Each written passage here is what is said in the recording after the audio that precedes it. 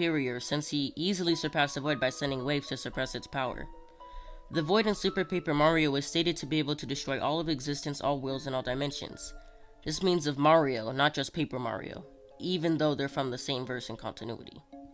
And the fact Super Dimencio scaled above the Void that easily proves he's stronger than the Mario-verse, way stronger than Solaris regardless of his ambition, and base Mario can survive both him and the Void.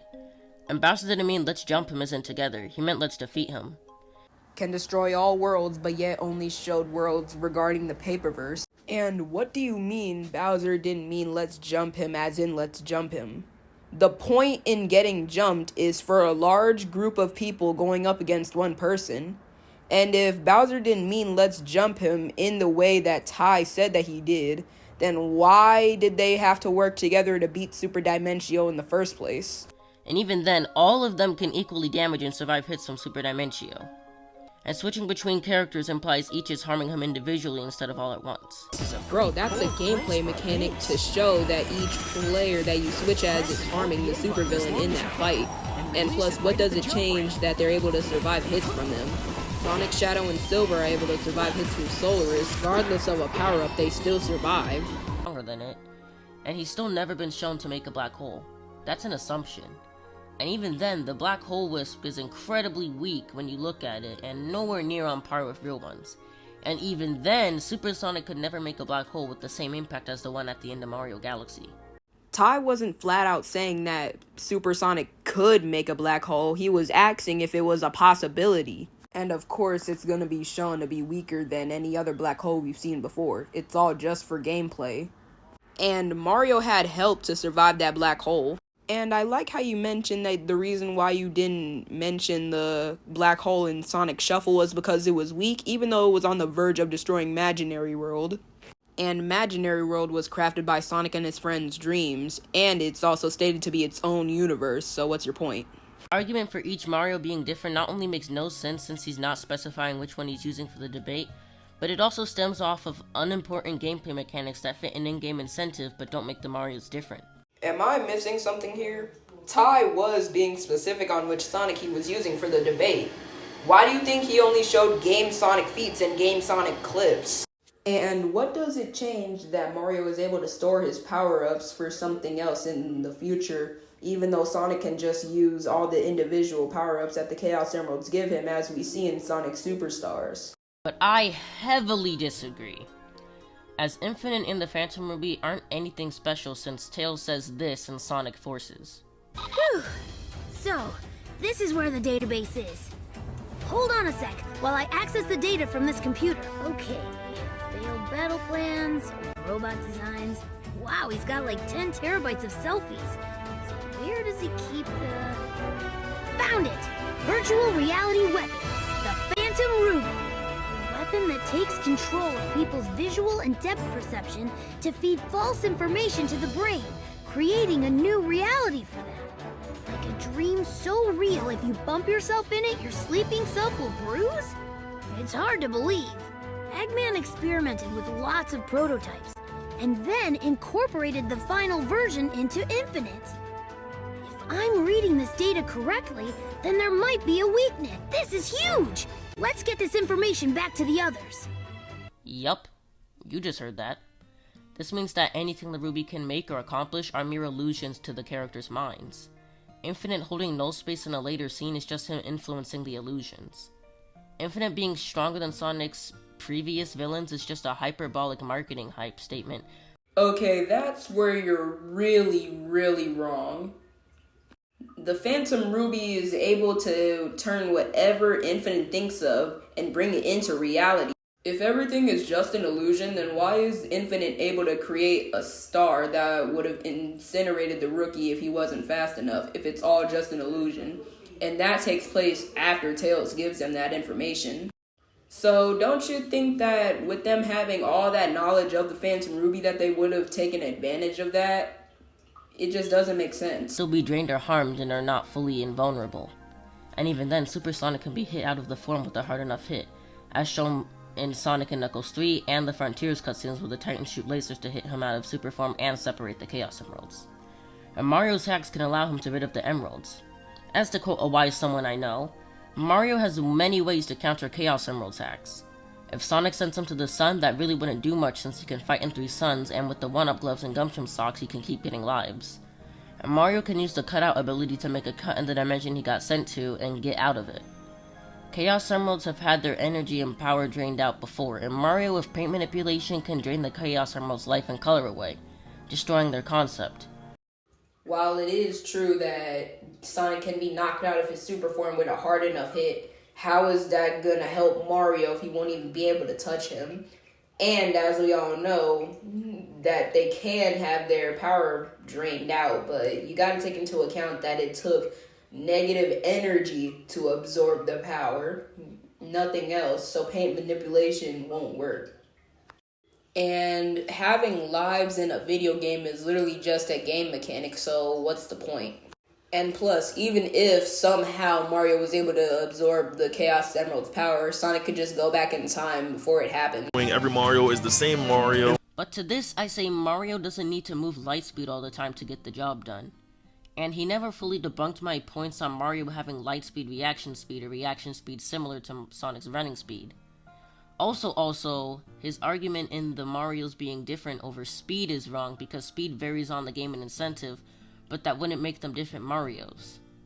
Now, to address me to saying Mario dodging Sonic, Mario kept up with or can be scaled to the Millennium Star speed in Mario Party 3, which can be calculated to move quadrillions of times faster than light. But look at how you were able to calculate that speed, though. I'll just let you finish. Which has speed fast enough to open time rifts, which would count to reaction speed since he's dodging it. I can definitely agree that Mario wouldn't be able to keep up with Sonic on foot, but Mario could react to Sonic's attacks. And Sonic is able to restore erased time as we see in Sonic Generations, so that would put him at immeasurable speed. But Mario could react to Sonic's attacks. And it'd be hard, but not impossible for him to get physical hits on Sonic, since Mario's arm can move fast enough to pitch a baseball faster than 999 miles per hour in Super Mario Sluggers. Or fast enough to overload the speed gun. And so what if Mario can move his arm fast enough to throw a baseball beyond 999 miles per hour? That's still calculated. And if Mario's speed is still able to be calculated, that's not going to be able to help him since Sonic has immeasurable speed feats. Mostly is canon, but not hypersonic. He's only ever shown up for Classic Sonic as a bonus feature that has the requirements, aka the Super Emeralds, currently and canonically residing in another dimension. There's been zero creator confirmation that Hyper is still canon and holds significance in Sonic's lore and verse. I'm sorry, what? So what I'm getting out of this is just because Hypersonic hasn't been mentioned in a long time, that means it's no longer canon.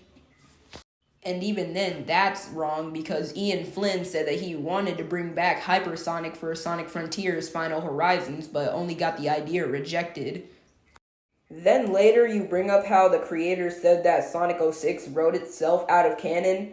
And the reason why they state that is because after the fight with Solaris, they have to blow out his flame, so that way it'll seem like nothing ever happened.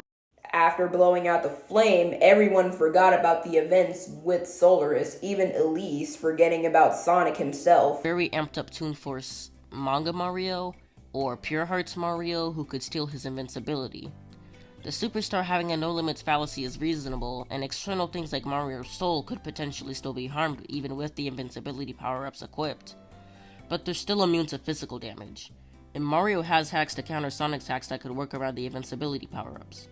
Mario also has wishing thanks to the Star Spirits that could happen should he lose the fight, something Game Sonic doesn't regularly have, unlike Archie and movie Super Sonic. Okay, so what? The Chaos Emeralds also have their own wishing ability, as we see in Sonic 06 when Elise uses them to bring Sonic back to life after being killed by Mephiles. And so what if Sonic doesn't have regular access to it? That doesn't mean it can't be brought up. And Mario doesn't have regular access to the Pure Hearts, so what's your point? Sonic's hacks once again. Additionally, Sonic needs multiple users for time traveling, and if we're giving him access, Mario can time travel too, like in Mario's Time Machine, or being the Pipe Man to help his baby self in Yoshi's Island. Super Sonic is literally able to go forward and back in time and manipulate space-time itself, and We don't even need Super Sonic for time travel, since Sonic can go forward and back in time with his speed alone, as we see in Sonic CD. And before y'all get to bring up how classic Sonic and modern Sonic aren't the same being, Knuckles literally has flashbacks to Sonic 3, showing that everything that happened in Sonic 3 goes up to now. The thing is, Mario needs technology and other resources to travel through time, while Sonic can do it organically. So, what's your point on that? And lastly, Ty says he isn't biased. I'm not biased. I love Mario. Like I said in my original video, I love both of the games. I think Mario games are way better than Sonic's. But again, I don't think every Mario is the same Mario. Now, I didn't mean to say he's biased as in he doesn't like Mario's games or character, but I mean it as in he disregards anything or any feats impressive for him due to his comp Mario argument, and has never shown he thinks he's powerful in basically any regards. In fact, he never addressed that not even planetary claim in one of his TikToks. You say that Ty is disregarding Mario and disregarding all of Mario's best feats, and yet you here do the same thing for Sonic, talking about how he needs either a power-up or teammates. And here are some Sonic feats that could probably enlighten you a bit more. Number 1, Sonic being able to take down the Egg Wizard, which was on the verge of destroying both his and Blaze's universe.